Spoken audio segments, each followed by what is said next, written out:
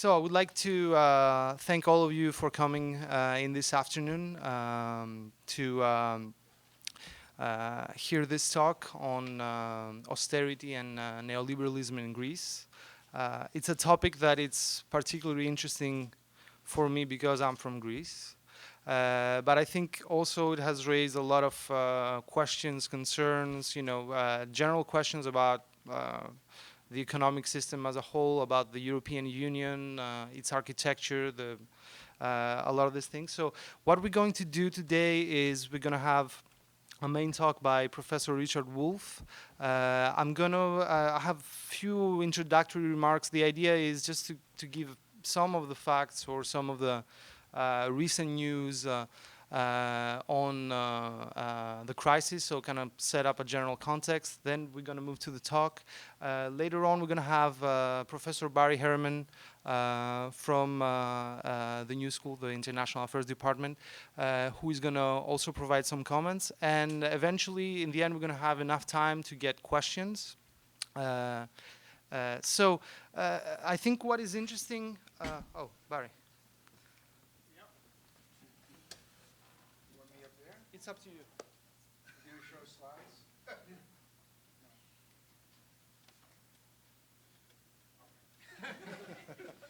I think it's a friendly crowd. So. You're safer up there anyway. Yeah? Okay. I can duck behind it.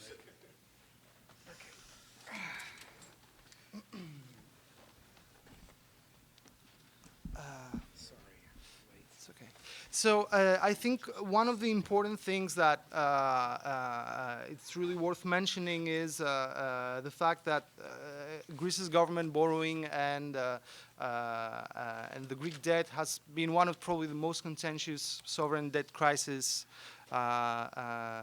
in memory, and one of the crises that has been kind of a long-running one, one that has been lasting basically from 2009 until today, and there's no clear indications that there's some type of resolution, some type of clear idea of what is going to happen. The crisis has raised a series of questions again in terms of, for some skeptics in terms of the role of Greece into the Eurozone. In many ways, in terms of the architecture of the currency, and in many ways in terms of the prospects of the European Union in general. I mean, the discussion is not anymore only about Greece, or hasn't been only about Greece, but as the European Union, and the repercussions are not only economic, but in many ways political. So the questions are not only can we have a currency union, but can there be a political union, and especially with the escalation in terms of the relationships in the last months, these questions are kind of becoming more dominant. In terms, kind of to give some of a general historic in a way, since the beginning of the crisis, there has been relief from the nations of Europe, the European Central Bank, the International Monetary Fund, which tried to support Greece in many different ways. Not surprisingly, the support came also with certain conditions on matters such as budget deficits, privatization, fiscal discipline, government employment, etc. And many of these reforms have been highly unpopular. If you think from 2009 to 2006, 2016, 15, sorry. There have been 5 different prime ministers. There have been a lot of changes in terms of political parties in government. Serious political issues such as the rise of extreme right-wing fascist parties in many ways that show also how fragile the political system is becoming due to the economic hardships. And extremely important economic hardships that continue. Some numbers just to give a small idea. Since 2010, there's a 25% fall of the GDP, of Greece's GDP. Unemployment is around 26%, and amongst the young people, so the people under 30, unemployment is almost 50%. So 1 out of 2 young Greeks are unemployed. Recently, in the last week, There has been new projections for the future economic growth for the coming year for Greece, which also show that the recession is kind of growing deeper in many ways. So the growth of GDP that was expected in February, it was about 2.5%. Now it was revised to 0.5%. What is also really interesting is that the government gross debt, which was 170% of Greece's GDP, now it's up to 180%. So there's a lot, I think, of questions in many ways to how effective these austerity policies are. And also a question of where are we in the right direction in many ways in terms of policies, or have we missed completely the chance, which has huge repercussions, again, not only for Greece, I mean, it's particularly for Greece, but for the whole European Union. So I don't want to say anything more. I would like to give the speech to Professor Richard Wolff. Professor Richard Wolff is an economics emeritus professor at the University of Massachusetts in Amherst, where he taught economics from 1973 to 2008. He's currently a visiting professor at the graduate program of international affairs at the New School, and he also teaches classes regularly at the Brecht Forum in Manhattan. So, Professor Wolff.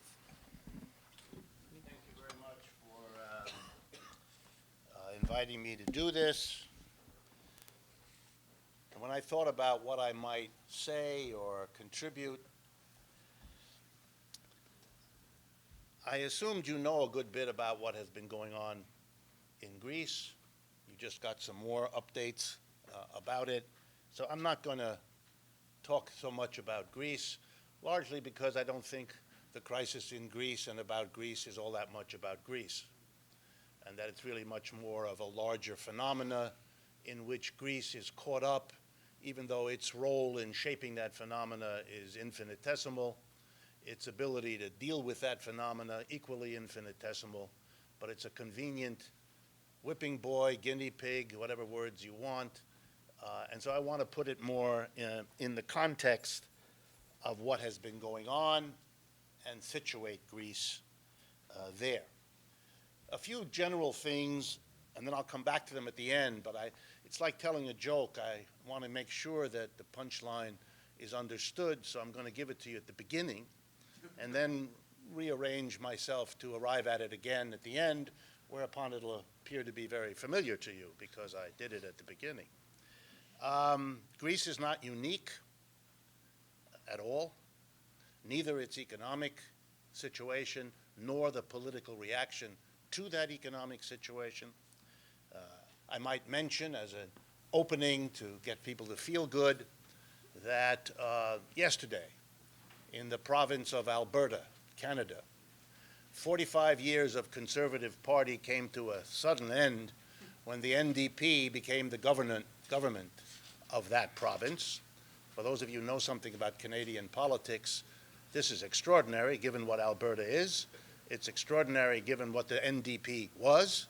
And you put these two things together, it can't be altogether the fault of an incompetent Conservative Party, which it surely is, or the winnings of a small and disorganized party, which the NDP is. It has to do with mass popular sentiment that the conservative, neoliberal, whatever you want to call it, regime in Canada, far beyond Alberta, is having the effect there that led to Syriza being able to do what it did in Greece, to Podemos being able to do what it is doing in Spain, and even in a small way to make it possible for the first time in a century for someone identified as a socialist to actually run for president of the United States.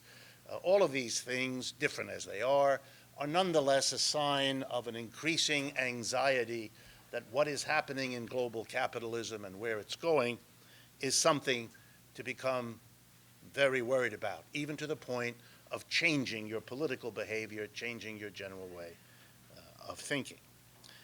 Number two, I think Greece is caught up in a larger transformation of global capitalism. I'll have a bit to say about that in a minute, and doesn't quite know what to do about that. And again, that's not unique. Nobody else does either in a position of power. If they did, they wouldn't be doing what they're doing, and I'll come back to that. And I finally want to say that it's not unique in its government debt or in why the government runs up such a debt. That also is part and parcel of how capitalism works, and particularly how it's been working in recent years. So let me now make the argument. First, this peculiar issue of government debt. Why do capitalist governments run up debts, or governments in capitalist economies run up debts? Well, I would like to give you a basic reason. There's always, of course, many reasons for whatever happens, but a basic one. And that has to do with the structure of a capitalist economic system. If you divide the people in a capitalist system into two groups, corporations and the rich, that is the people that corporations make rich on the one hand, and the rest of the population on the other, they have the following interesting demands each of these two groups makes on the state. Corporations and the rich want the state to do everything they need and want to enhance their profitability. And they want to pay the least possible taxes for that service. And the mass of people want the government to do all kinds of things for them, swimming pools, college education subsidies, you name it, and they likewise would like to pay the least possible tax for that. This puts the political leadership elected in capitalist countries in a very difficult position.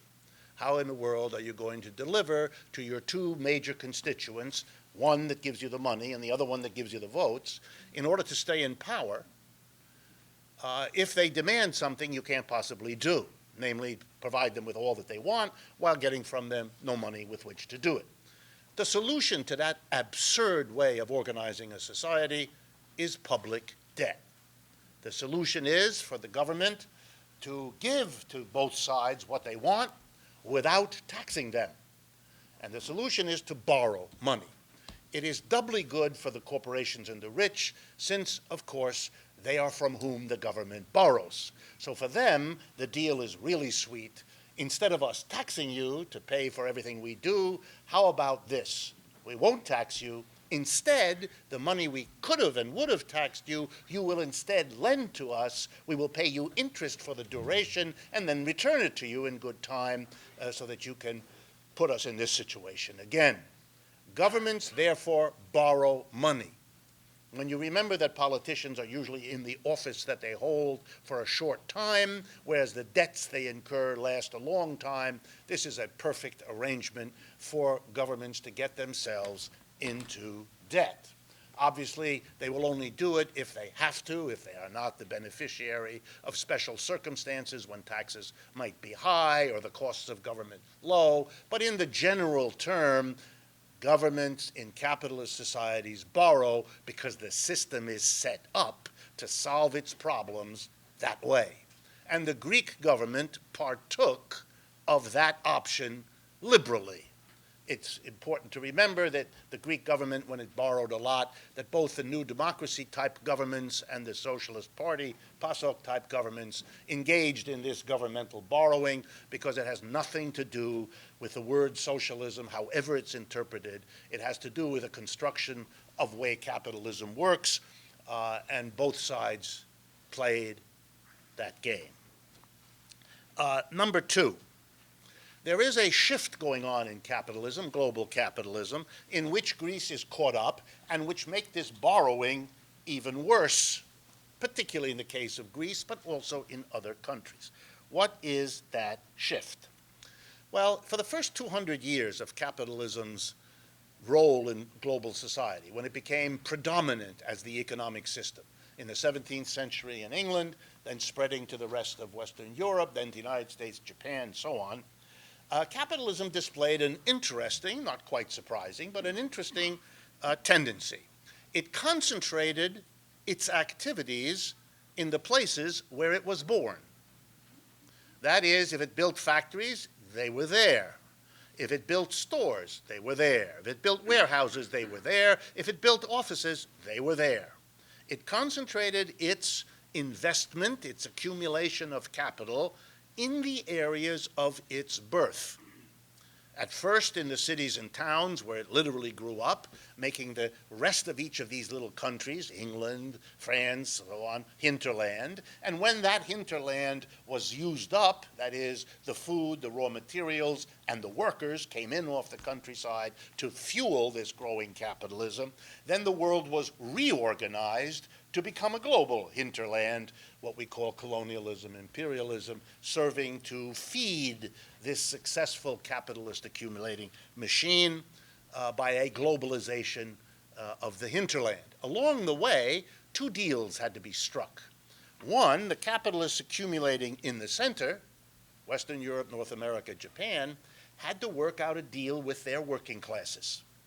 And that deal meant rising real wages over time, for a long time. But the destruction of the pre-existing economic systems in Asia, Africa, and Latin America, this globalization of the hinterland, collapsed standards of living in many of those parts of the world, creating an unsustainable dichotomy of rising wages in the core center of capitalism and falling standards of living everywhere else. When then you have a technical change around the 1960s and 70s, two of them, basically, the jet engine, which allows people everywhere to get around the globe in a matter of hours, and secondly, modern telecommunications and the internet and all of that, it becomes possible for capitalists to have what you might call a eureka moment. Remember your comic books when I was a kid? When the character in a comic strip had a wonderful idea, it got a little box and the word eureka to indicate that this person in the cartoon had suddenly figured something out that had evaded or eluded him or her for a long time. Capitalists had a eureka moment. Given jet engines, given modern telecommunications, the eureka capitalist moment went like this. Why the hell are we located in a place where wages have gone up for a century when it would be now easy, convenient, and cheap to move to where we could make mammoth better profits because we can pay a small fraction of the wages? Not only that, these are parts of the world that have been suffering for 100, 200, 300 years, are desperate for work, jobs, income, GDP growth, government revenue, you name it, and will do almost anything to bring the jobs to them. So the combination of delivering cheap labor to capital and the desperate need to bring capital to those parts of the world had the predictable effect. Starting in the 1970s, not starting, but rapidly accelerating in the 1970s, a massive exodus of capital from the developed world into Asia, Africa, Latin America, producing the modern China, India, Brazil, and so on that we all know about.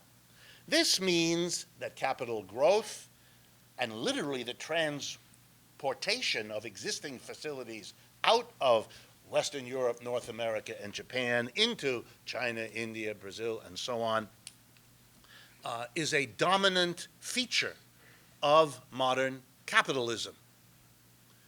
And the capitalists made sure that this transition that they were interested in making for reasons of increasing profitability would not be hampered by difficult political pressures from the countries they were basically abandoning. They didn't want much responsibility for the mess they left behind with unemployed people, empty factories, cities and towns with no revenue with which to make a livable city, etc., etc., etc. Here in the United States, the examples we use to make this point clear have names like Detroit, the largest urban bankruptcy in American history, right now going on, a city which, just to drive it home to you, because you're going to see in a minute that my argument is Greece is Detroit, and the United States is Detroit squared, but we're coming to that. First, Detroit. In 1970, the population of Detroit was 2 million people. The population of Detroit today is 700,000 people. The majority of the people of Detroit were driven out of the city. Why?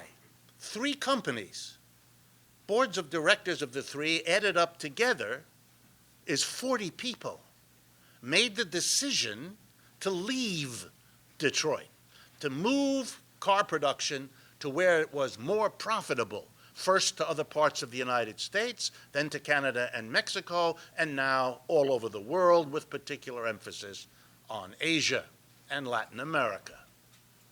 Wow. 40 people made a decision. That decision destroyed the livelihoods and the entire lives of over 1 million people, forced them to leave their homes, their jobs, their churches, their neighborhoods, their relatives, you name it. Many of them lucky enough to move to a place like, I'll pick one at random, Baltimore, where they could experience the same syndrome again. In Baltimore, about the time that the car companies left Detroit, the Bethlehem Steel Company, the largest employer in the Baltimore area, left. And both Baltimore and Detroit, for the next 45 years, could not deal with the problem of the destruction left behind. The mayors couldn't, the governors couldn't, and the presidents and the Congress of the United States couldn't. They just stood there like dumb beasts, watching the deterioration of these communities as if this was like a rainstorm against which shaking your fist at the sky doesn't seem to make much sense. Amazing. But please keep it in mind because its relevance to Greece. So capitalism leaves, and it leaves behind a landscape of best jobs gone. 1970 in Detroit, presidents of the United States used to bring foreign visitors to see the thriving capitalism of that center of the automobile industry.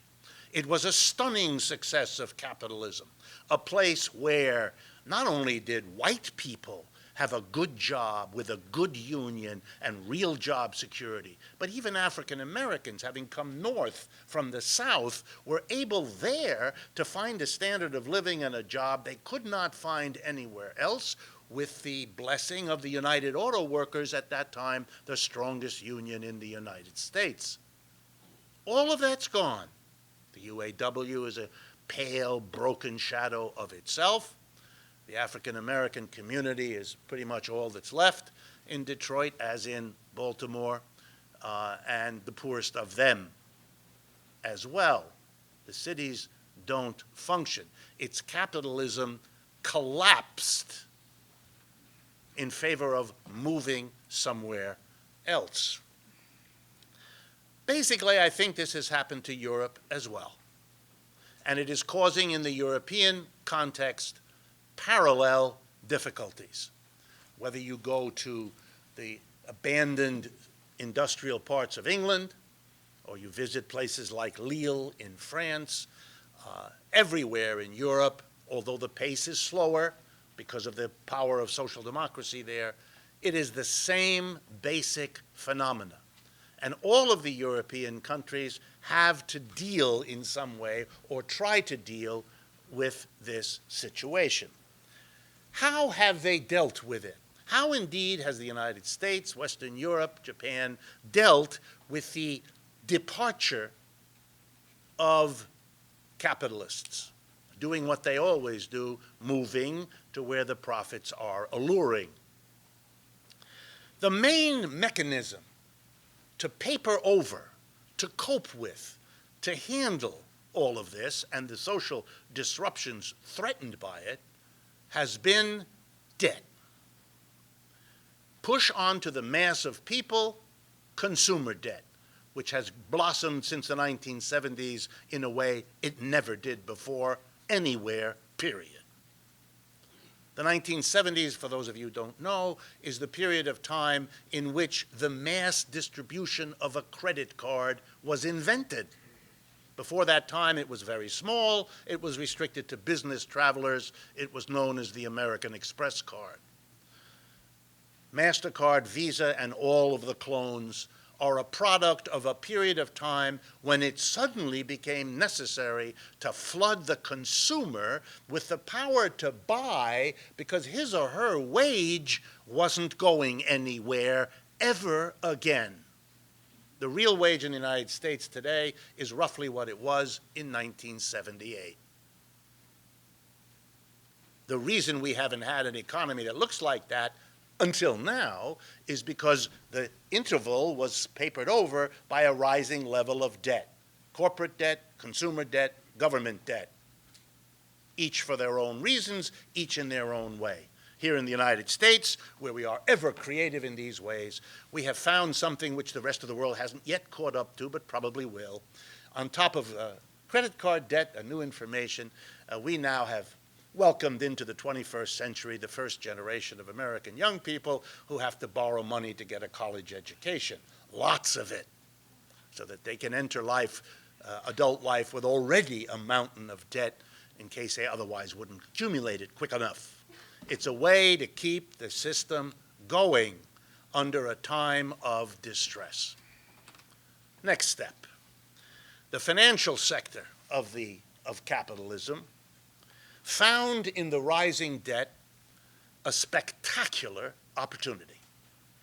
Before that, the financial sector had served, as you well know, the industrial and commercial parts of the society as its basic task.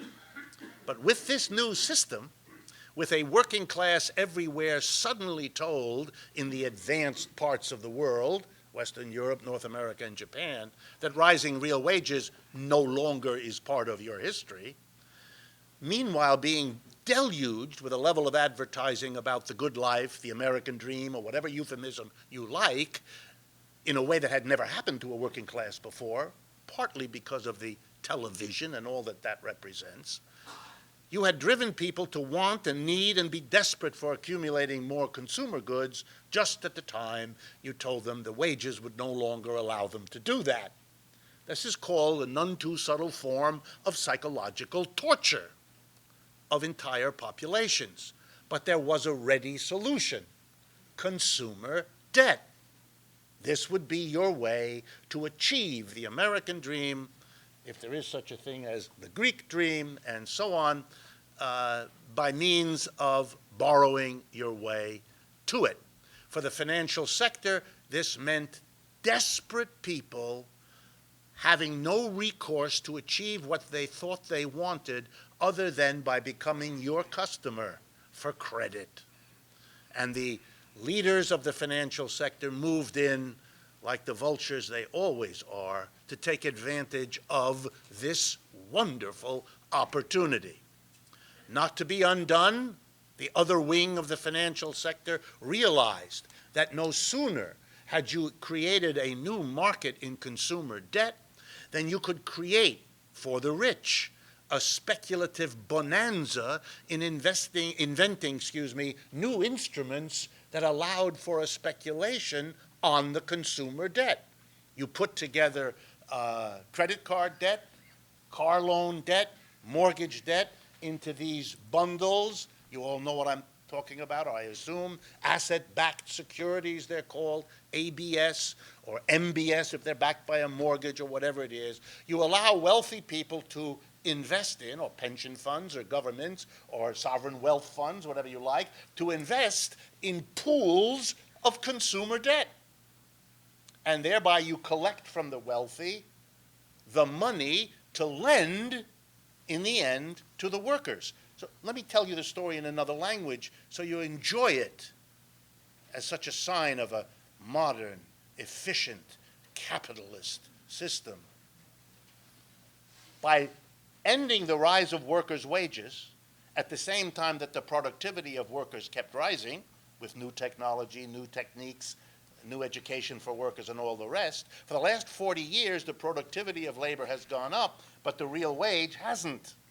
It doesn't take rocket science. Not that PhDs in economics are rocket science,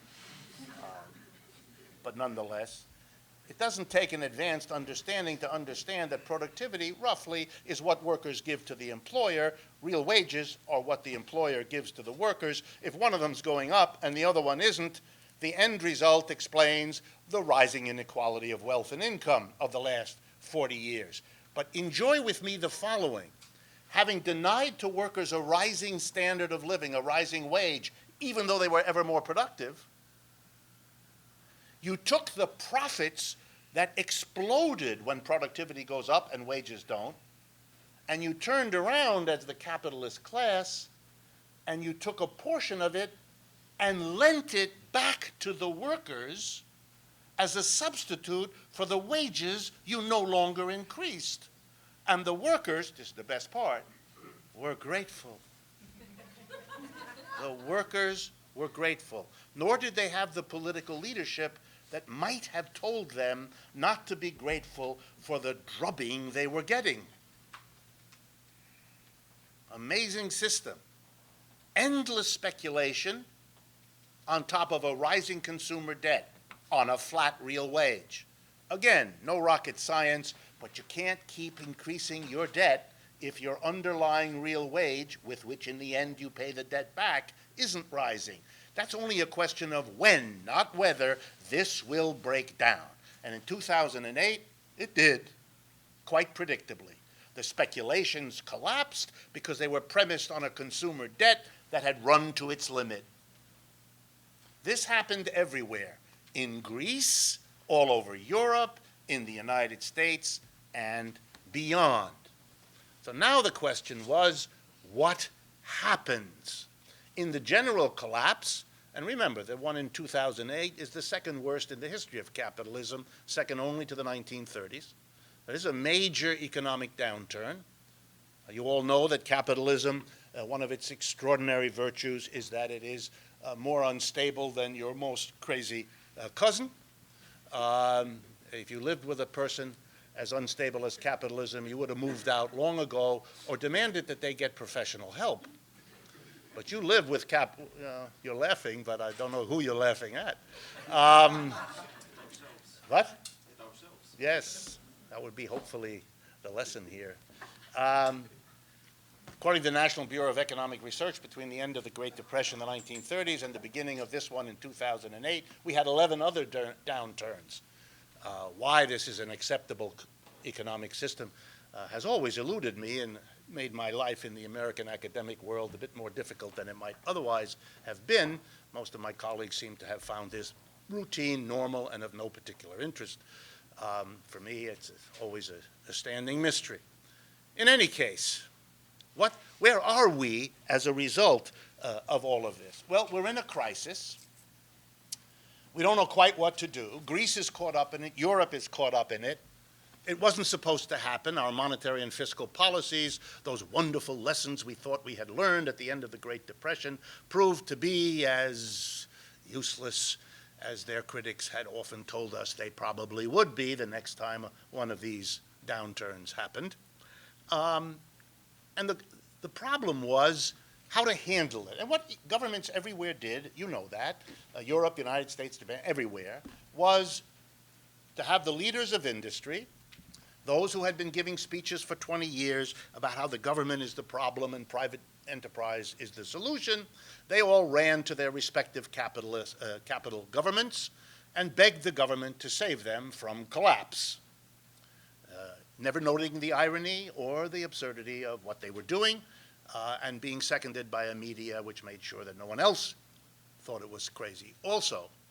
And they all went and they all begged their government to give them free money, which was done, and lots of stimulus support, government-prompted demand, which required the government, of course, to borrow more money, since you couldn't do it by taxing for the reasons we've already gone over, plus the absurdity in a downturn of using tax money to stimulate, since it would have the opposite effect.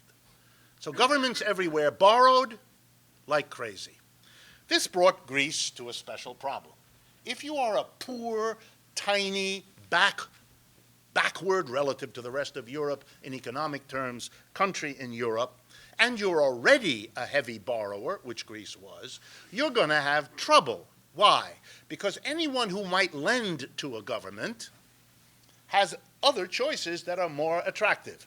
The United States was borrowing in excess of $1 trillion a year in 2009, 10, 11.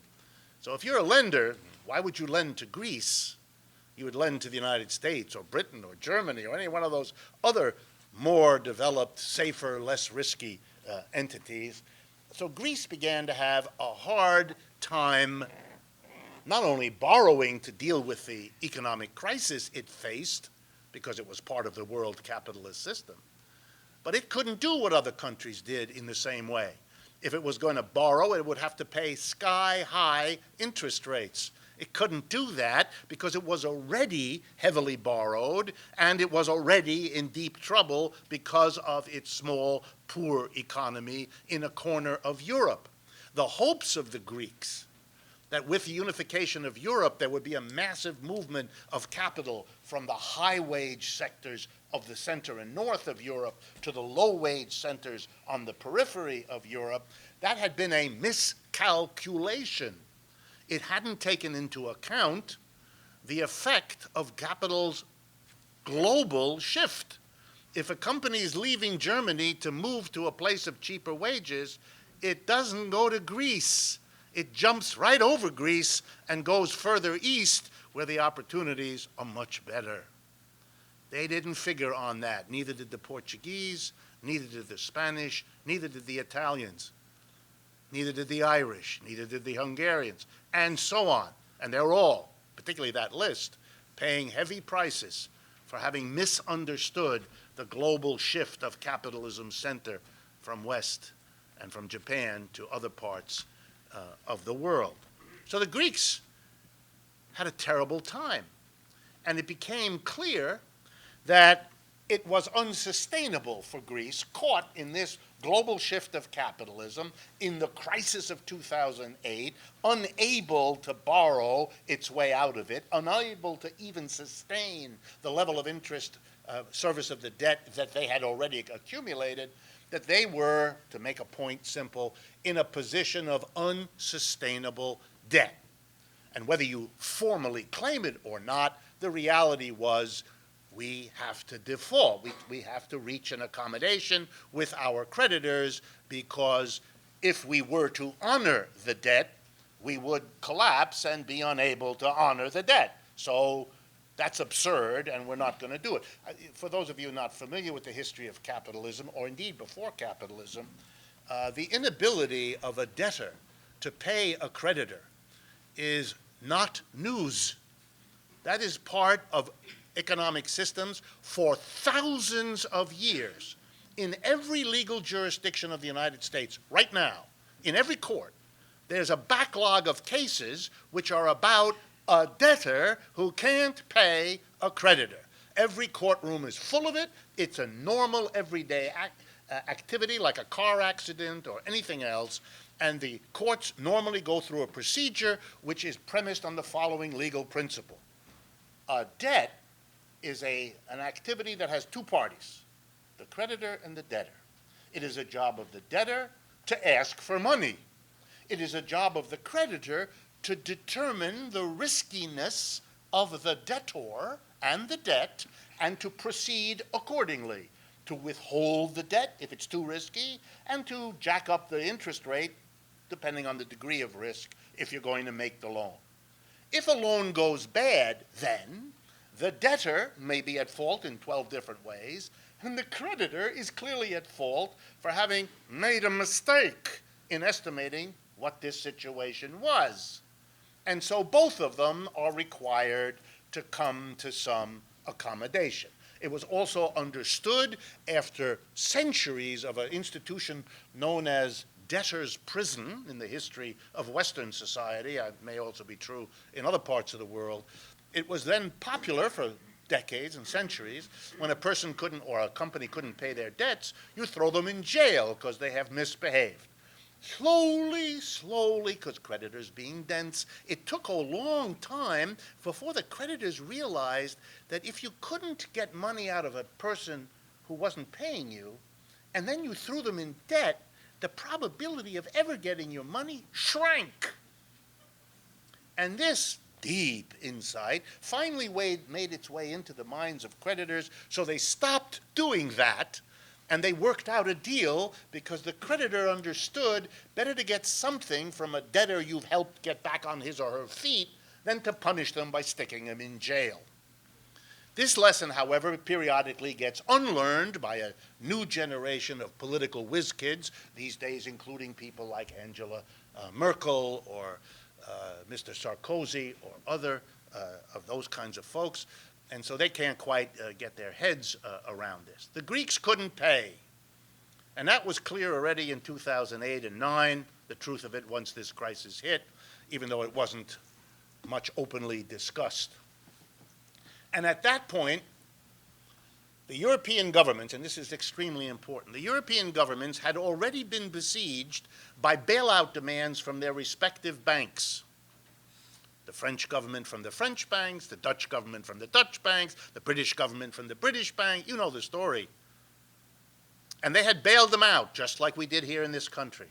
And the mass of the people in Europe, because they have an independent socialist press and a communist press and so on, had been attacking their politicians for having bailed out the people who brought the crisis and having not yet helped the people who were the victims of the crisis. But now came a new problem, particularly for the French and German banks, who turned out to have been the major creditors of the Greek government. Because if the Greek government were to have declared in 2009, 10, and 11 what was the reality, which is we can't pay, this would have been a cataclysmic burden on the French and the German private banks who held much of that debt, along with the Greek banks. But the French and the German banks were the big problem. The French and the German banks then went to their respective governments, the French and the German governments, and they said the following, and here's where the politics is at least as important as the economics.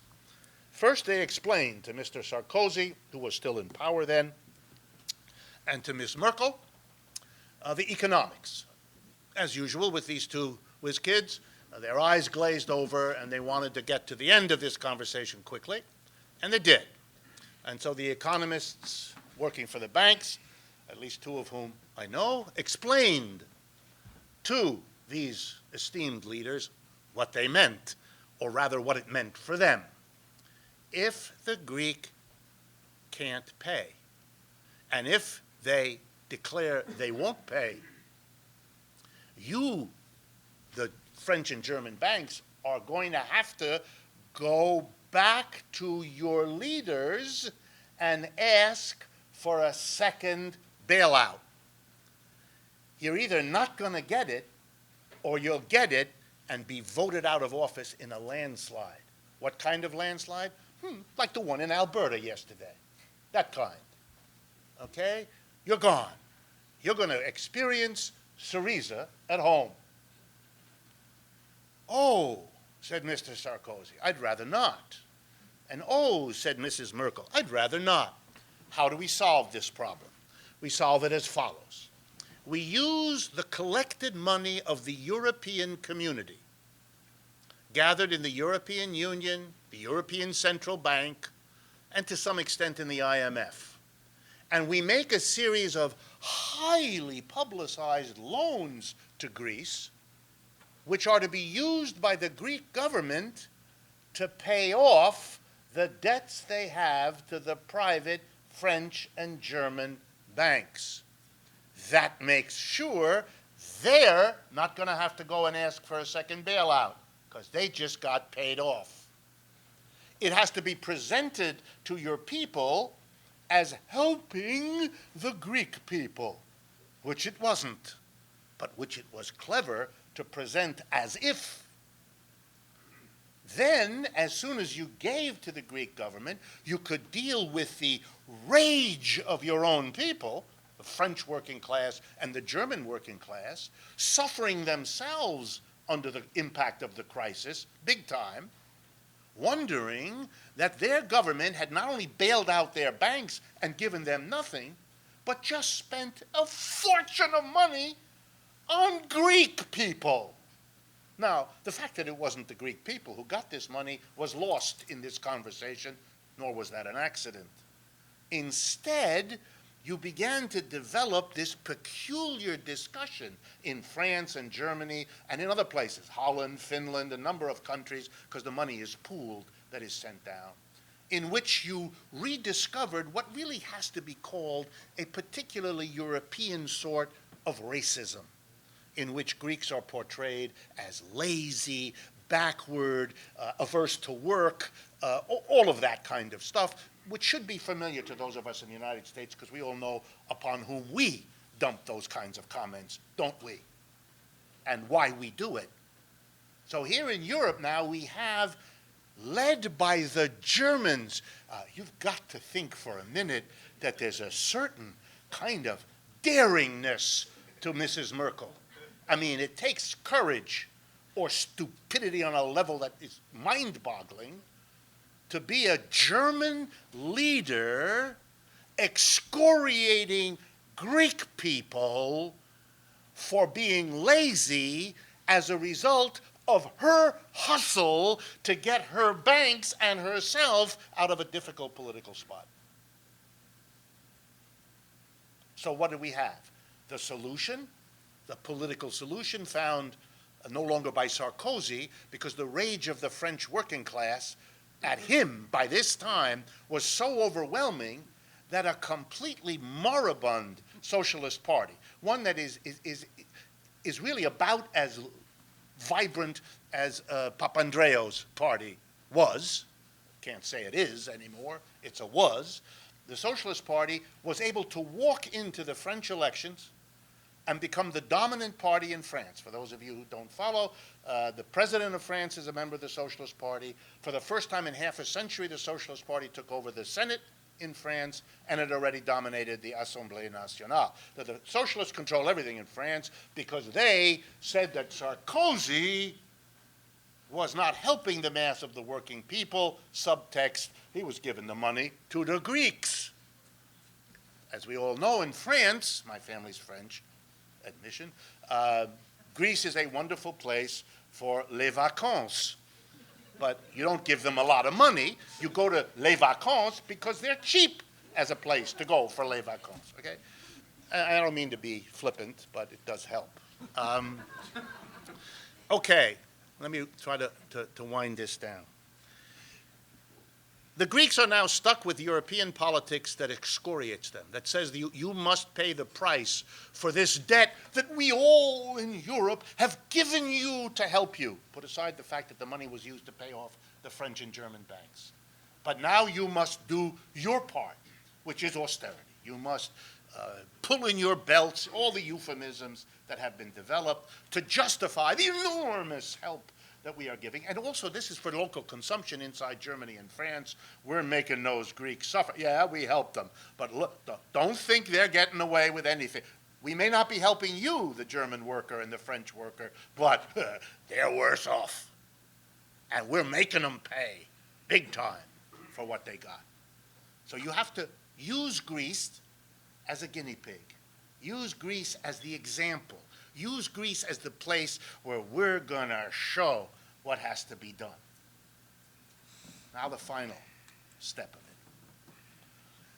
One of the reasons you have to have a guinea pig is, of course, that Greece is not unique.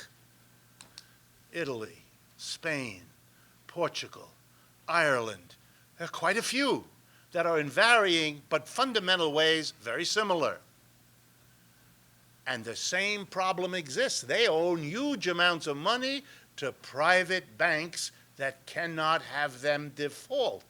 Nor is it any more possible to go and collect European-wide money. The Greeks own in a few hundred billion. The Italians, if I last time looked, 4 trillion. This is a different order of magnitude. Spain is in between those two. You can't let this happen. You have to make the example of Greece so awful that it doesn't arise as a problem that the rest of Europe will have to deal with.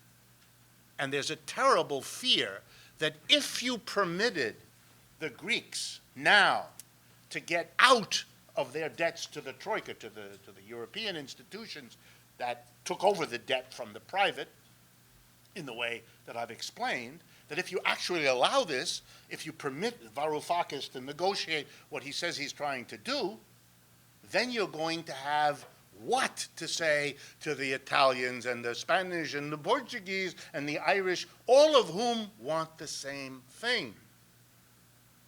That's a problem for Europe. They don't know how to deal with that problem. And right now, what they're trying to do is hope, fingers crossed, nose in the air, that this will somehow sort itself out. And suppose they don't. Suppose, let's be generous, that they understand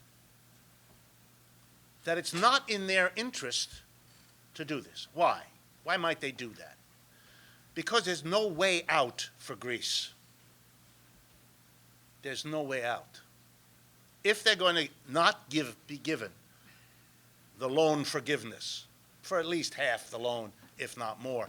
And a parenthesis, I know some of you know this, but it's worth reminding you. The biggest obstacle to giving the thing away is the Germans. They control what happens in Europe now anyway. And the Germans don't want to let the Greeks get away without paying. And as the Greeks have pointed out, very cleverly, got to give credit to where it's due, Greeks have pointed out two things. One, that Germany owes them from the Second World War. That's always good political move in Europe. At least gets you the vast majority of people immediately on your side and against Germany, and that's across the country, across the continent. But that's not really the cleverness of it. The second thing the Greeks said was even more clever, that there's something unspeakably obscene in having Germany take the position that you can't get debt forgiveness in the Greek. Why? In 1953, for those of you who don't know the story, the Germans were reeling under the accumulated debts they had that left over from World War I as well as World War II. And they went to the major creditor countries at that time, Britain, France, and the United States, creditors of Germany at that time, and they said, we cannot rebuild a post-World War II Germany to be the ally you want us to be against the Soviet Union unless you free us from the burden of this enormous debt. From February to November, if my memory, August of 1953, there were endless conferences by the representatives of all these governments, Germany, France, Britain, the United States, in London. And at the end, it's called the London Conference, at the end, they reached the London Agreement. And the London Agreement was the following. 1/2 of Germany's debt was erased, and the other half was rescheduled from the short number of years it was owed to a 30-year loan, effectively making the annual payments Germany had to make nothing or close to nothing, and way less. The country that got that doesn't want to give it to the Greeks. It's breathtaking. It's wonderful. The only thing better than that is the fact that the vast majority of people around the world do not know what I just told you because it hasn't been made a central part of the story that we're trying to summarize here. Okay, so let's suppose you're hard-nosed. You force it on the Greeks. The way Mrs. Merkel's attack dog, what's his name? Schnaubel. Schäuble, sorry. My first language is German. I should know these things. Anyway, my father's French, my mother's German. So just shows you can overcome long battles and do this. Anyway, if Schäuble got his way and the Greeks had to pay, then they would collapse because they can't do that. It would produce inside of Greece a level of discord and suffering and rage and anger that would be hard for anyone, Syriza or any other political formation, to handle. It would blow up Greek society with incalculable and unknowable consequences. The real problem for Merkel and for Hollande, when he's not on that motorcycle visiting his girlfriend, he spends a great deal of time doing that, and he has many girlfriends, so it's important. The great danger for Europe is that if you insist on having your loan paid back, you may be very sorry that you did that, because you may now have a whole different kind of problem on your hand because of the social turmoil that could take a sharp leftward tradition. In Greece, there is not only Syriza, there's also the Communist Party, and there's also the Golden Dawn, and it's not clear exactly how that was going to play out if you subject the Greeks, after what they've already gone through another layer of what they have already gone through. And the Europeans are, in fact, in a weak bargaining position, because when looking at what they'll get if they insist on the loan, which is very scary, and looking at what they'll get if they don't insist on the loan, it's also scary, and they don't know what to do, which is what gives Mr. Varoufakis his room. That's what gives them the room, because they're in an ironic way. It's the old joke. When a debtor is very big, it's the creditor who has to worry about what happens now, and the debtor who's in a position to bargain, even though he's the debtor. It's a little bit like that. Last point. Let's suppose that the Europeans at the last minute throw up their hands. By the way, all that you have seen since January, since the election of Syriza, is political theater for the newspaper. Nobody knows what's going on. I have a lot of friends. I mean, I can be corrected if there are people in the room from Greece who know better, but what I see is endless press releases for the various sides, trying to get their version into the press. It changes with each day, depending on what paper you read. This is all fakery. This is, underneath is a debate, and that has to be resolved, and it probably hasn't been, at least not yet. But let's assume, just for the sake of argument, that the Greeks can navigate and negotiate a drastic cut in their debt. I want to leave you with this observation. It doesn't change much. The problem of Greece, that's why I started the way I did. The problem of Greece is being a country that has a very difficult position at a time of global capitalist relocation, coupled to a fundamental economic crisis, the second worst in capitalism's history. Greece is caught in a vice here. Sure, they want to lower their debt. It'll make things easier for them. But they're in a fundamental dilemma. One of the ways you can see it is the loss of deposits, the money fleeing the country, especially since January, but even earlier. What are they going to do about this? And no matter what happens now, there will be all kinds of continuing hemorrhage as those who have wealth try to make it secure, which in large part means get it away from anything that the Greek government can get its hands on. How are they going to cope with that? How are they going to cope with the gap in the experience of the middle and lower three-quarters of the Greek population in the face of the continued well-being of the tiny wealthy at the top of Greek society? To use the term social revolution, which I don't do easily or often, is in fact to talk about the only way forward, and then you have to wonder whether Tsipras, Varoufakis, and it's not a critique of them, can have the political organization, depth of support, strategic goals to pull off the kind of transformation without which they will continue to preside over a deteriorating situation. For those of you who follow Greek politics, there is already a left-wing attack on Syriza.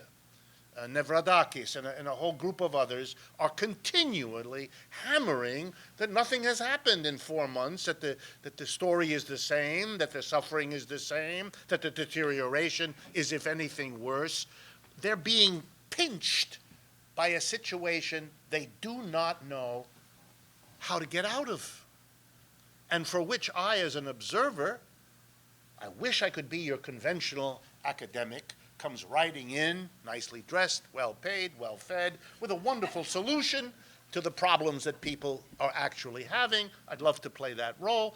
I don't know what the solution is. I don't know, and I know that they don't know because there's not a clue that they have revealed as to what that might be or what it might look like. So where am I left? Well, where I began, with Detroit and Baltimore. See, Detroit and Baltimore had no way to fight back that they could figure out. And the political leaders of the United States, the mayor, the governor of Michigan, and the president, had no political incentive to do anything. So those cities died, and those people were destroyed. So the question is, does the fact that Detroit is a city in a country, and Baltimore is a city in a country, but Greece is a country unto itself, does that suggest that maybe they can pull off, despite the absence of a clear strategy, some kind of solution to this intractable problem? Or will they be the first example of an entire country going down the road that Detroit, Baltimore, Cleveland, and if you want one closer by, visit, because it's not far, Camden, New Jersey. Really, if you've never been to Camden, go to Camden. It's an education. Just go there for a couple of hours. You will never go again, I assure you, and, but you will have learned a great deal. That, I think, is the kind of question that we're left with. But it's important that capitalism as a system has now wended its way to presenting us as observers and livers in this system with what are intolerable political, economic, and cultural dead-end disasters. That's an indictment of a system that ought to make all of us, even those of us who've been critics a long time, recognize that we're in a new ball game. The election of Syriza and the election of the NDP in Alberta yesterday, and the likely outcome of the election in Great Britain tomorrow, along with the Podemos increase, along with the rise of Scottish and Welsh nationalism, which is part of there are the breakdown of the middle that was in dominant control of Western capitalism, at least since the Second World War. These are sea changes. When you pick up the financial news this evening, if you haven't the last couple days, and read the commentary of Bill Gross, for the last 40 years, the head of PIMCO, the largest bond fund in the world. For him, that's what he wrote yesterday, modern capitalism is over. Too many voices in too many directions. Greece is a non-unique straw caught up in a relocational transformation of capitalism. That's a lesson. It's just a terrible tragedy that the Greek people have to be the ones who function as the absorber, the victim extraordinaire, to teach these lessons to the rest of the world that's willing to see them. Thank you very much.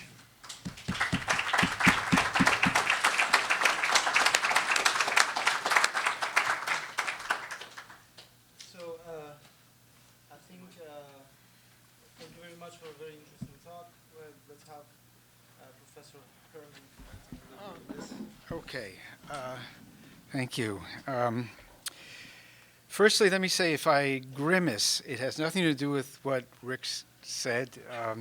I broke a bone in my shoulder, and I've just taken off the sling, and so grimacing is not negative about what he said, and I agreed to do this, in fact, so that I have a seat up front, to listen.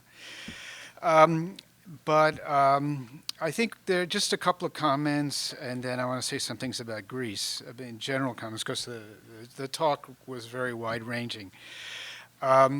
I don't think debt crises are a function of capitalism. I think there have been debt crises way before there was capitalism. That it's economic relationships for sure. There's a wonderful book that's something like 800 pages long called Debt, the First 5,000 Years by David Graeber. He is an anarchist anthropologist. And this book talks about both his field work in Madagascar and the history of the world. Very readable, and I recommend it. He was also quite involved in Occupy Wall Street. Interesting guy. Which is not to say the story, Rick's story is wrong, but that, you can go even before there were capitalist relationships and find that there were debt crises, individual enterprise, which would be farmers, I guess, and sovereign. I think the earliest sovereign restructuring that anybody was able to identify were in the Greek city-states. Anyway, that's one point. The second point is that debt does serve a purpose. And it can be misused, but we should not forget that there are good reasons for states in particular to borrow. And one of them, for example, is if you're going to build a sewage system, who should pay for it? If you pay for it out of direct taxes on current taxpayers, then they pay a lot. The sewage system lasts for, say, 30 years, and the subsequent users really only need to pay for maintenance. And most people say, well, that's not fair. The people who are going to benefit over those 30 years should pay. So the usual way sewerage systems and other infrastructure are financed is through debt, through public debt. The government issues bonds. The bonds pay for the sewage system, and beneficiaries over the life of the investment pay interest and depending on the type of loan, may pay down the loan over time or at the end if it's a bond issue. So that's one thing you wouldn't want to give up. You might want to reconsider whether fixed interest or mandatory payments on a certain schedule are warranted. There are Islamic finance alternatives, which embody some risk sharing between the creditor and the debtor. But I wouldn't want you to go home and think governments ought to pay for all their expenditures out of current revenue. And they should also borrow when conditions are weak, like an economic recession, for counter-cyclical purposes, But on the condition that they should begin to run surpluses and begin to pay down the counter-cyclical debt during boom times, so that you again get the capacity to borrow when you need it. So so that's just a sort of a caveat that debt isn't all bad, or public debt, sovereign debt. I teach a course called Public Finance and Debt in Development, so I'm giving you an advertisement for the course. Globalization and capitalism. Actually, the trend that Rick discussed, I think, both began way before the 60s and 70s and 80s, and has changed a bit more recently. I guess it was pre-World War I. Rockefeller was giving away kerosene lamps in China so that he could sell his kerosene. And Singer was manufacturing sewing machines in different places and selling them. So in that sense, the multinational corporation has an earlier history. But nevertheless, I don't mean to deny that companies move their factories to low-wage areas, of course, and to non-unionized areas.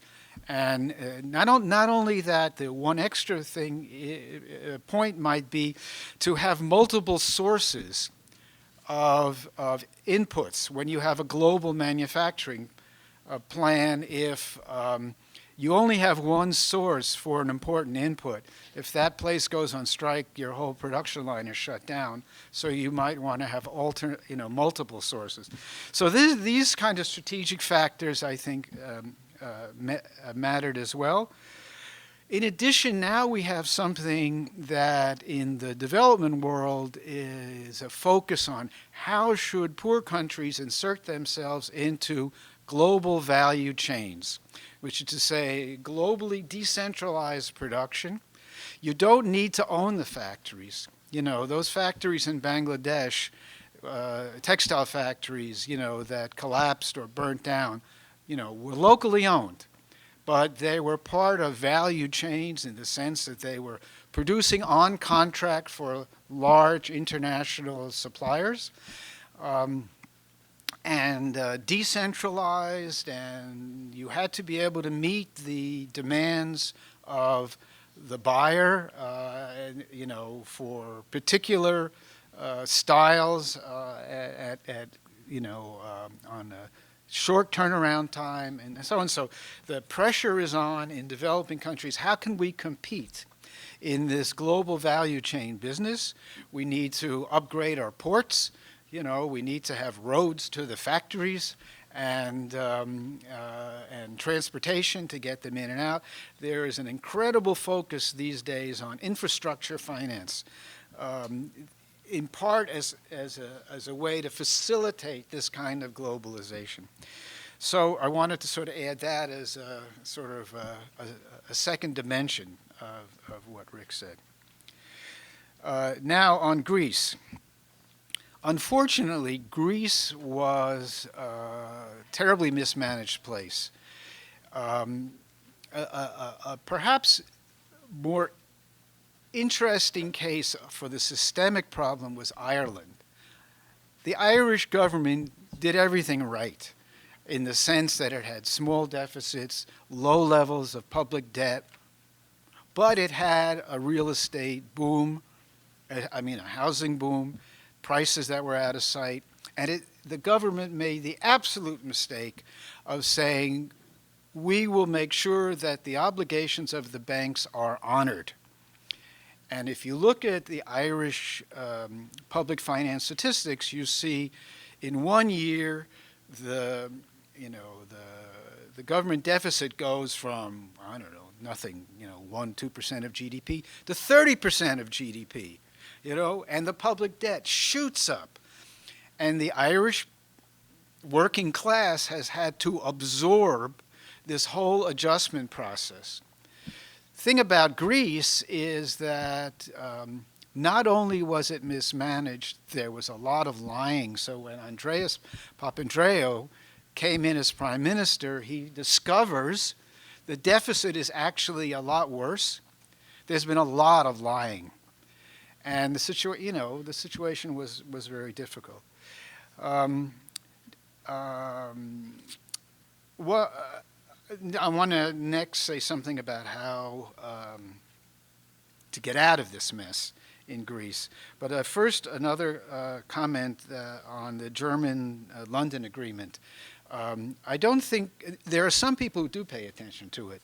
For example, Europe is full of debt campaigners who have been campaigning since the 1980s, 90s, the Jubilee movement, and they pay attention to it and have been arguing, that the kind of deal that was done for Germany, exactly for the reasons said, it was also done, by the way, in the 1960s for Indonesia, when Sukarno was overthrown and our man Suharto took over and the debt had to be cut back. It's the same story.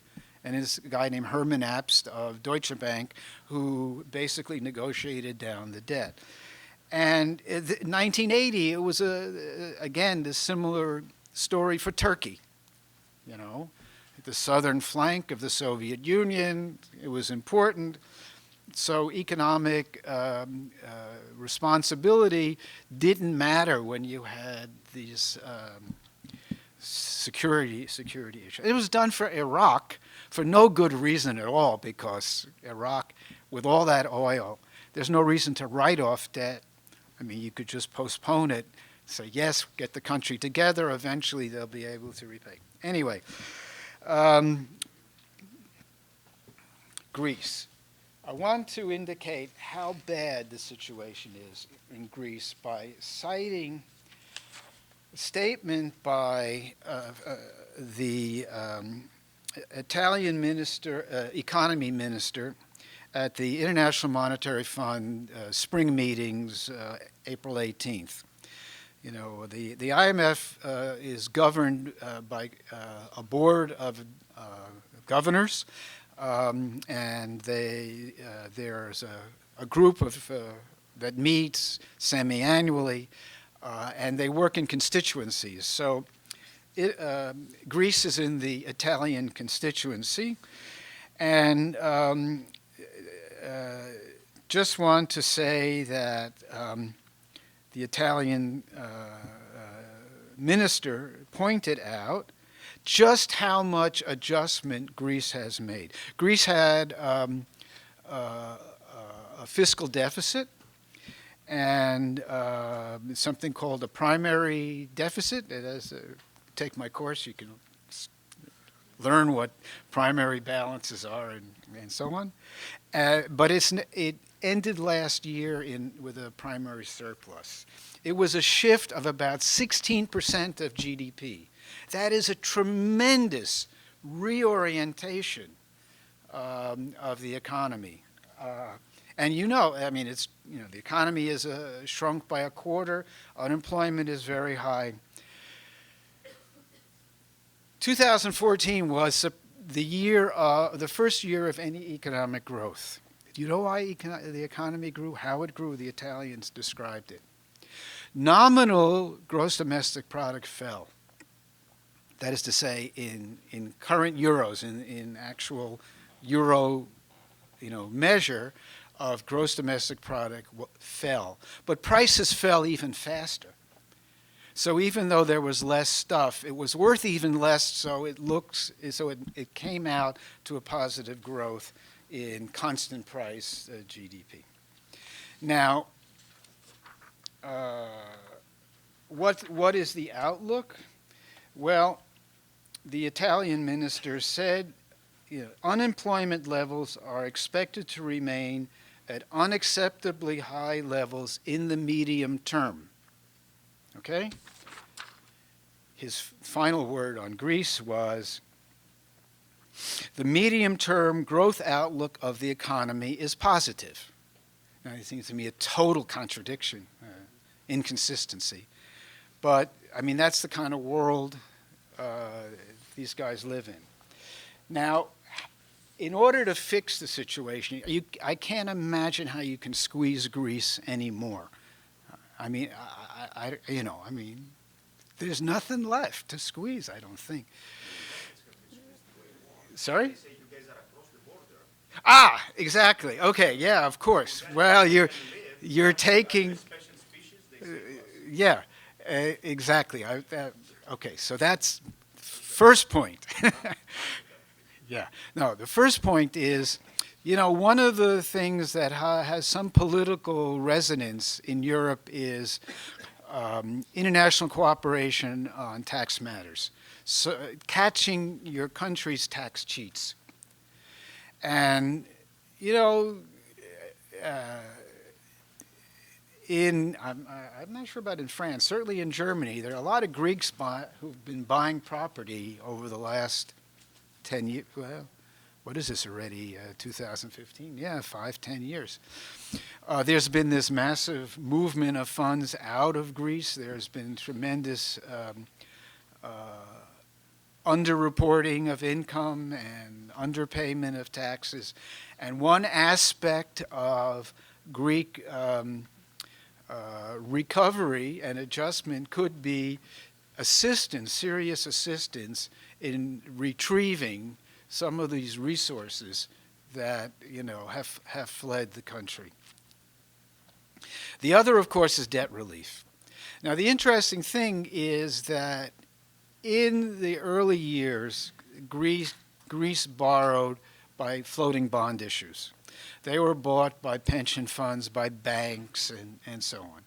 Now, Greece was actually always much too small to affect the standing of French or German banks. The fear was contagion, because Greece is tiny, but Spain is not tiny. Italy is not tiny.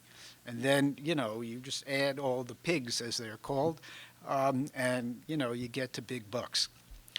The European governments were very slow to figure out that they have to be tough with their banks, make them build up their capital.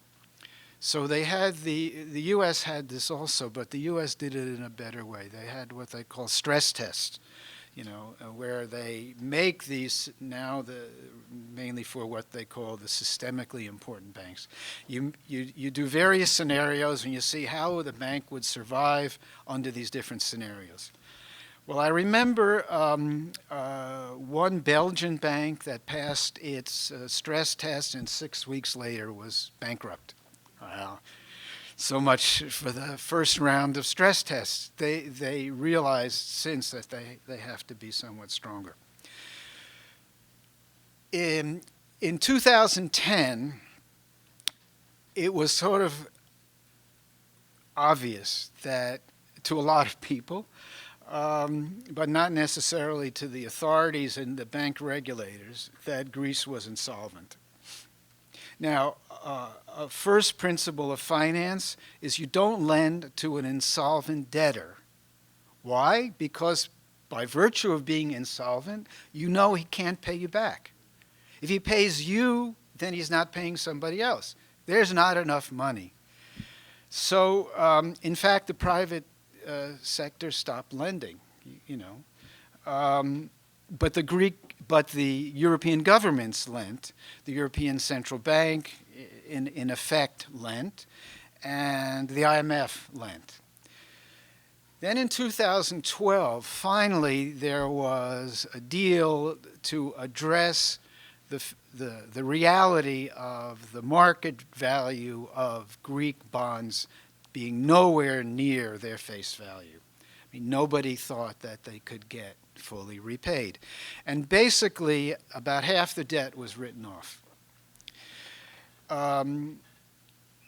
It's an interesting story I won't go into.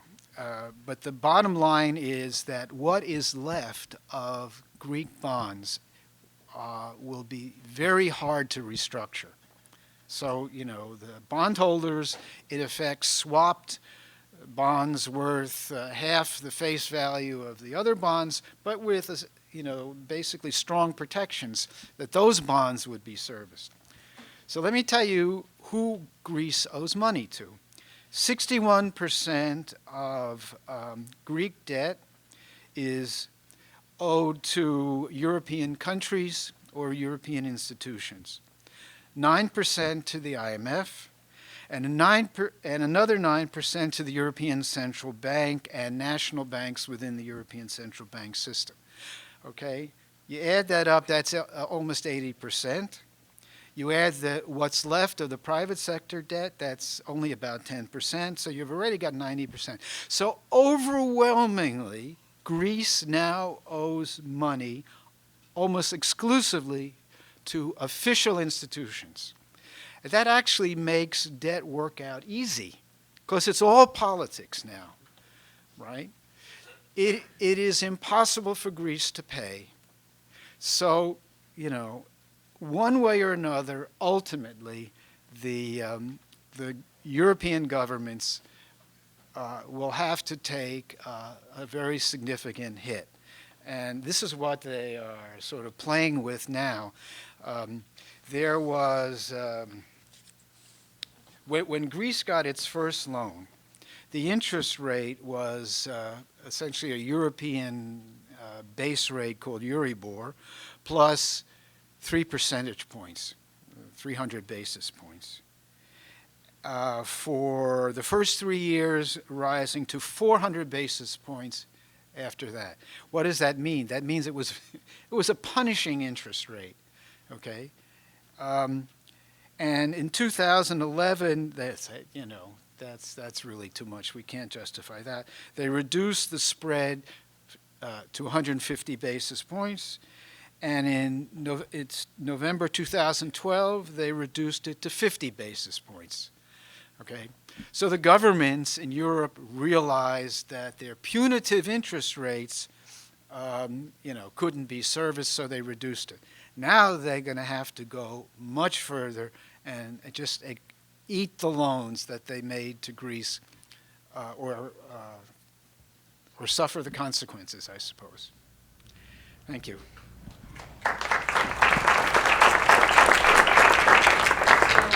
What we could do now is have a couple of questions for both Professor Wolff and Professor Herman. So either you speak up loud, or I'm going to have to translate the question. Okay? So do you want to take a couple of questions, or have a few? Sure. Let's do that. Let's do 2 or 3 questions together. Okay? Can you make sure you use the mic? Okay. All right. So, first question, and then. Right. First question to Professor Wolff. I don't quite buy your criticism for the banking sector. Sure, they overbought Greek bonds. Actually, the biggest holders of Greek bonds were actually Greek pensioners and the insurance funds and things like that. So the problem when you sell bonds, it's what the government does with that money. And I didn't hear you making any criticism. You criticize capitalism, but there's also a socialism criticism that is here in what governments do with that money and why that money fled out of the country. It was given to overpriced contracts. So we have like a state-funded capitalism, which is what people call fascism. But I didn't hear you use that rhetoric, that criticism. That's number one. Number two, and that pertains to the both of you. It seems to me that we have a very easy solution to the Greek problem. Greece is the only country that tries to pay its loans back, something that Germany, as you pointed out, hasn't. Okay, so why shouldn't we engage in a behavior that countries should honor their debts, and Germany should acknowledge their legitimate debt to Greece, which is both historical and financial, and say, okay, we owe you, you owe us, let's work out a deal, and that way, we're gonna pay, and they should make it contingent that we should make the reforms that we say we need. So to me, the solution seems to me very, very easy. And something that actually the German people, once they realized how much they owe, many of them individually went and they paid their 3,000 euros per German capita that they owe to the Greek. I mean, it was a very honorable move, but something that I think the German people would actually subscribe to and actually accept, versus framing it as we are subsidizing lazy Greeks and and a bankrupt economy which doesn't work. So what's your comment? Let's have another question. Thank you, Claire. My name is Vinasa Matas. I have got a PhD from this institution back in the 80s, and I teach political sociology in Greece.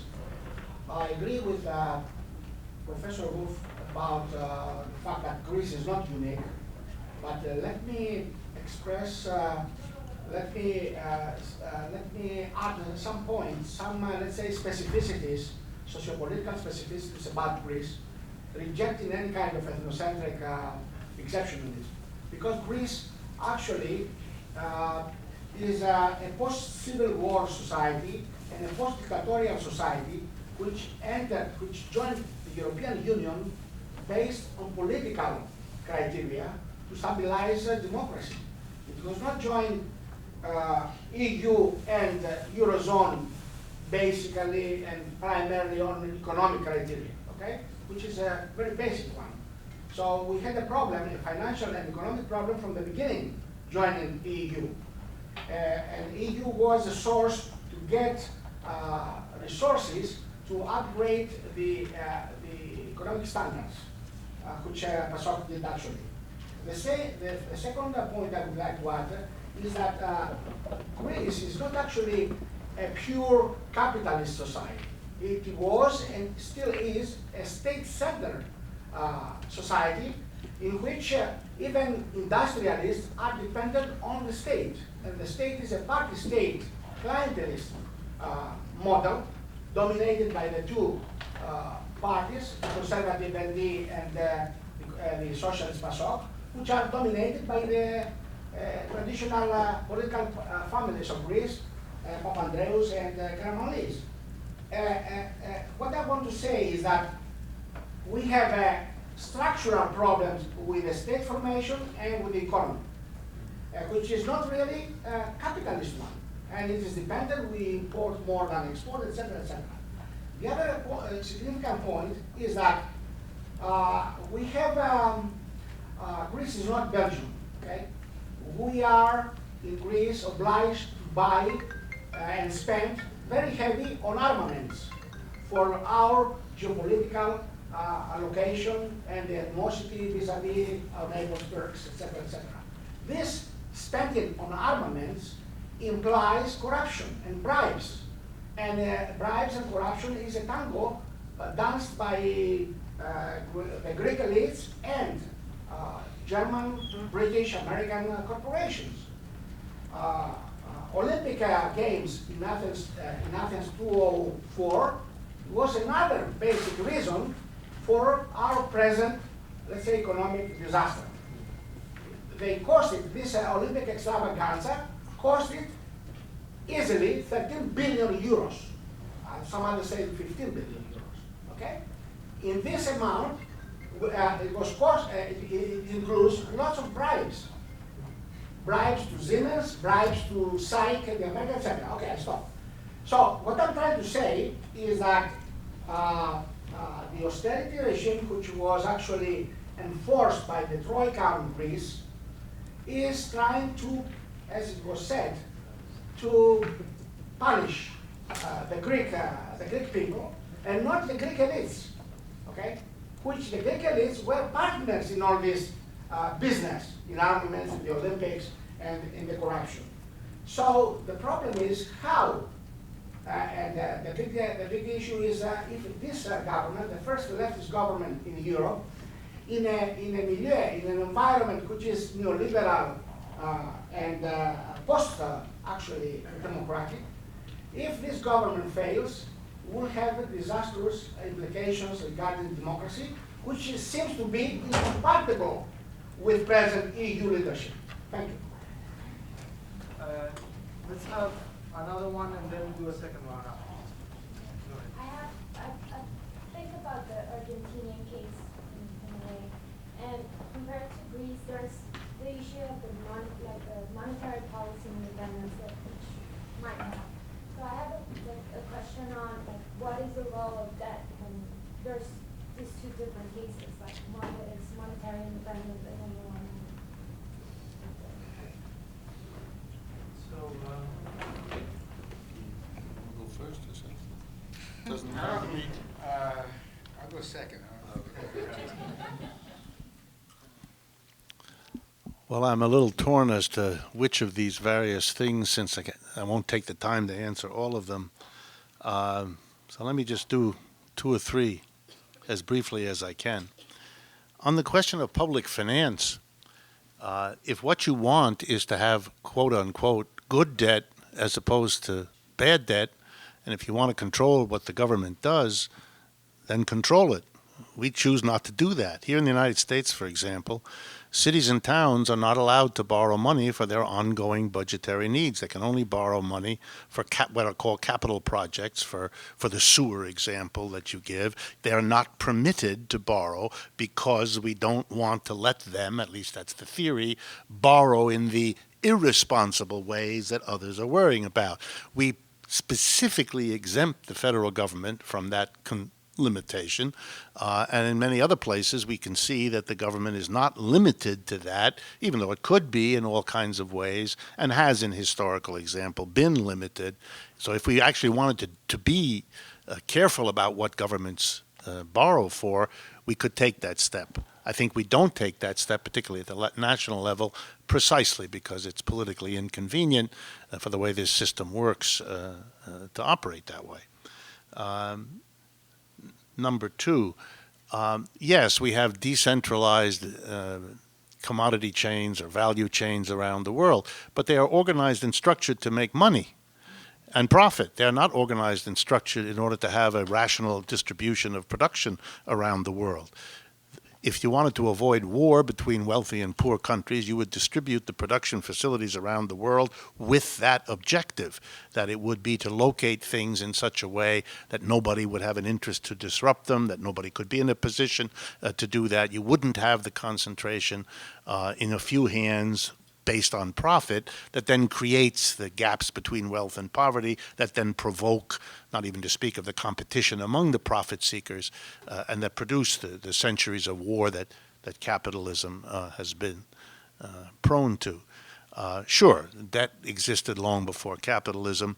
I wasn't disputing that. The point was, under capitalism, it takes a particularly virulent set of forms that are crashing in on us now, and that therefore behoove us to take it seriously in terms of the way it interacts with capitalism, which is not, in general, to my way of thinking, a very productive form. To jump to perhaps the most important, and I'll stop with that. I was abstract when I spoke about the dead end that Greece was in. So let me end by being concrete. Here are where Greece is going, and the reason why I gave the example of Detroit. Greece is now losing young people. Greece is in danger of going back to where it was in the 19th century when it lost large numbers of young people. That's what happened to Detroit. It lost huge numbers of its people. And we may be at the beginning of a movement of population that is going to make what we now see with those desperate people from North Africa dying in the ferries that are trying to get to Italy. We may be looking at nothing compared to the kinds of movement of population that will be one way that you resolve the dead end of a situation like Greece. If you don't do that, and so let me be as blunt as I can, then Greece will have to have a social revolution. It's going to have to take the wealth from those who have it and reorganize who owns it, what uses it can be put forward to for a radical reorganization of its economic system so that production is no longer in the hands of a tiny number of people who own the major share blockages. They're not in a position to elect the board of directors, that the industries are transformed into what are in effect worker co-ops that are linked together in a wholly different logic of organization of an economy. That might be a way out, but it presupposes what is, for shorthand, a social revolution, and that's what I meant when it's not clear to me that Syriza, being itself a coalition, is in a position to think its way through that, let alone lead it. But there are others in Greece who may be in a position to try to do that. It's a little hard for me to tell as an outsider. But you have reached quite a crossroads if you're facing either the loss of your population, particularly your young people with their high unemployment rate, or the prospects of a social revolution, because the alternatives to those two simply are no longer available. Thanks. Okay, let me just clarify one point. When I was talking about the value chains and versus giant multinational corporations, I was just trying to make the point that the institutional shape of globalized production has been changing, and it's no longer restricted to transfers within a single corporate system, General Motors plants around the world, but relations among producers at different stages, as in assembling computers in Southeast Asia, different pieces in different countries. And in the end, you have a Lenovo computer from China, even though pieces could come from. So I mean, it was just really at the level of how it's done these days. I think I wanted to make that distinction. I understand, the gentleman here, I understand that exactly is the problem in Greece. But however it is attacked or addressed or whatever, Greece just cannot sustain the debt obligations that it has. And there needs to be some sort of political deal which acknowledges that. You know, there's something at the International Monetary Fund that ought to be something for the Daily Show or something like that. It's, you know, there are borrowing limits. Countries have borrowing limits depending on the quotas, money, you know, basically the hard currency they put in and so on. But there's something called a systemic exemption. Greece got much more money than it was due or allowed to borrow from the IMF because of the systemic exemption. And well, a guy I know, Sergio Chodos, who's the Argentine executive director at IMF, put it this way: you can be insolvent, and the IMF will lend to you if there are systemic consequences, right? So we will take money, throw it down the toilet, because we know, at least, no, I take it back, because IMF is the first one to get repaid. So whatever money IMF lends to Greece, somebody else is not going to get paid that amount of money, at least. There is an effort to close that systemic exemption and to, in fact, require creditors, and usually they have in mind private creditors, to what they call reprofile their obligations. This is now a fight going on at the IMF. Part of sort of international consideration of how to do debt relief or sovereign debt workouts. Argentina, well, the situation was totally different. And the current Argentine situation is totally different.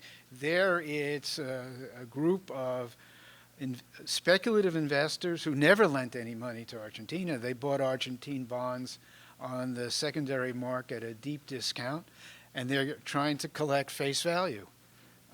And they will make some huge amount if they collect. You know, and as I said, Greece is now in the situation of intergovernmental debt. It's more like the heavily indebted poor countries, you know, which were mainly indebted to World Bank, IMF, and government creditors, and that's where that's where Greece is now. Okay, thank you. Should we do another round of questions? Do we have any more questions? Somebody? People have to go to classes, maybe. Yeah, and we're running. So, thanks to both of you for this interesting talk, and thanks to all of you for coming here.